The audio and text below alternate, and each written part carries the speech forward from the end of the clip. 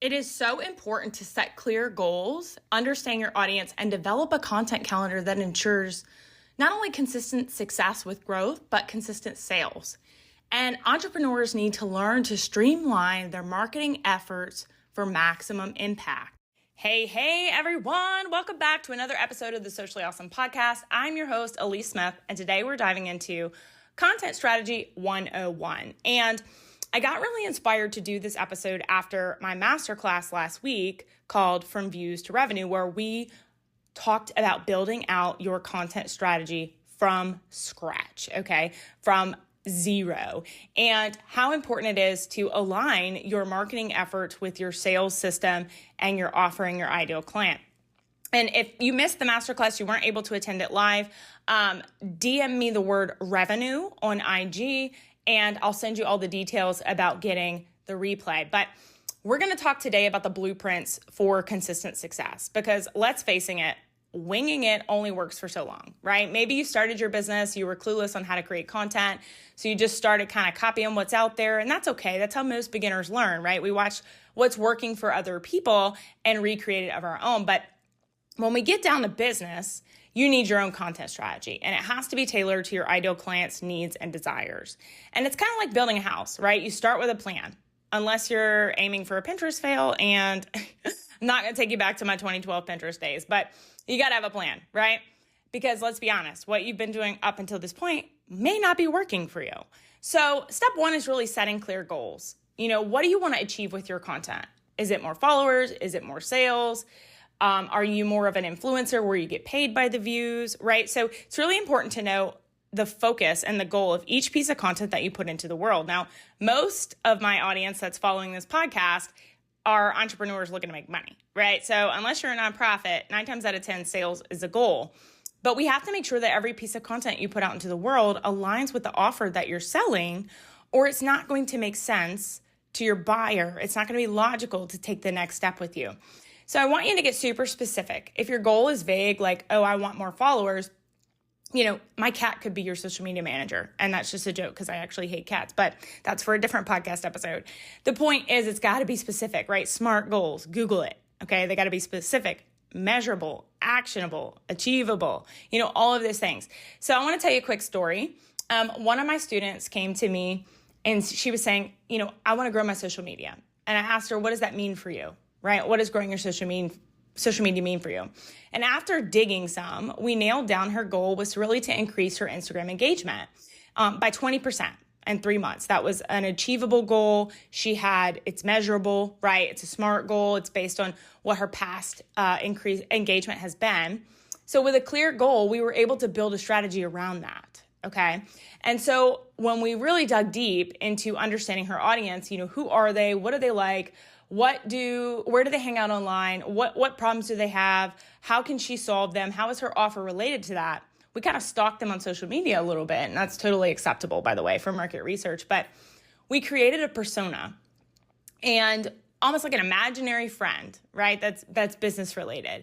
And we really discovered not only what is her client's problem, her ideal client's problem, but what do they think about that? What objections do they have to solving that problem? Why haven't they solved it yet? What fears? What myths are they believing? What mistakes are they making, right? For instance, when I was first starting out, I thought I knew my audience, right? Female entrepreneurs, mid-20s to early 30s, my age range. And after some deep diving into my analytics, and some social media stalking, I realized my core audience was more 35 to 55, honestly, because the way I teach, the way I talk, the way I coach really makes things super simple. So the audience age range, making it a little bit older, and I'm not calling you old, I promise, but a little older, my content was more geared towards them, because the younger generation took some of my teaching as condescending. When I would break it down step by step, they would be like, oh, I already know that, right? But the 45-year-old and 55-year-old really appreciated that because I made it stupid simple.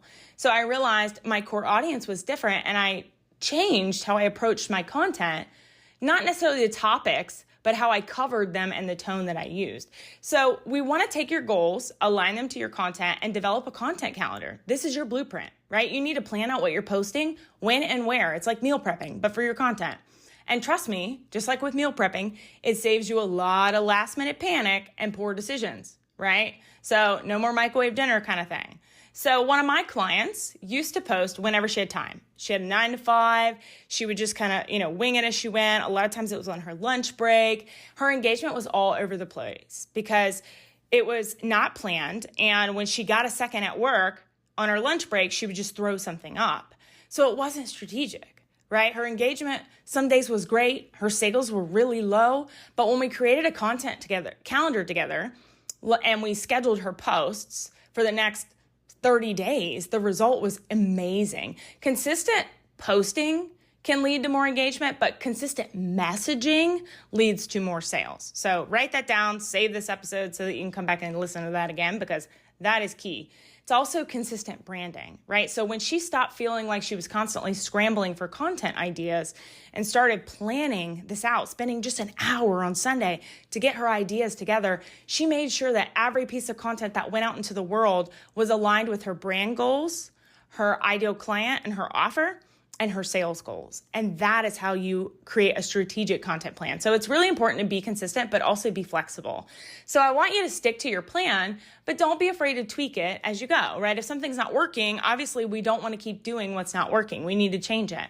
So, make you a plan for 30 days, get it out there into the world, and then review your analytics, because I'm telling you, the problem you're looking to solve lays in your analytics. So one more quick story for you. I planned a series of posts on Instagram about rinse and repeat content strategy. I teach my rinse and repeat content strategy to all my students in my academy. It is my signature framework. And then halfway through this series that I had planned of reels, I noticed my audience was more interested in the automation piece, right? Not necessarily the framework of, hey, how are you doing this? But how are you automating the process of doing this? So I adjusted my calendar a little bit, right? I tweaked it a little bit, and my engagement really soared. And I learned the importance of being adaptable. So final step here is to review and adjust, right? Regularly check your analytics to see what's working, what's not. This really helps you refine your strategy and focus on what resonates with your audience. Because again, consistency is key, but consistently doing the wrong thing is still the wrong thing. So it's really important that you understand, and again, this episode is Content Strategy 101, why you need it and the basics of it, but you really do need to sit down and build your content house without it collapsing on you. You need to take that time, plan that content, make sure that it aligns with your call to actions, your hooks, your framework, your branding, your messaging, your goals. All of that has to be tied into your strategy, because it's really more about time management and how to get the most traffic and the most visibility on your content. And the only way to do that is to have a plan for it. So as I said, I really just dove deep into this like head first in my masterclass.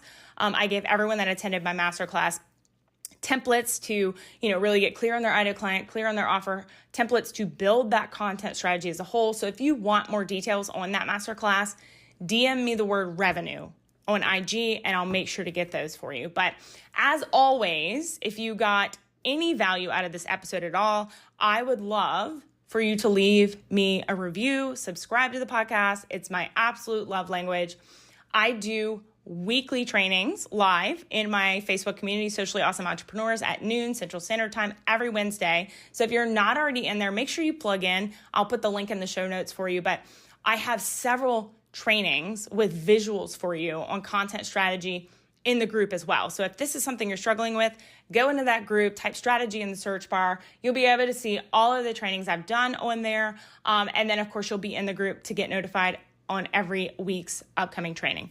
And then last but not least, as always, I want you to take what you're learning from these episodes and put them into your business and put them into action, because just listening to these and kind of taking it in doesn't help you. But you really need to focus on building out those goals, making sure they align with your offer, your ideal client, and having a plan. Because the best way to stop the what do I post today to make a sale is to have a plan. Okay? So as always, make it simple, make it social, make it awesome, and I'll see you next week.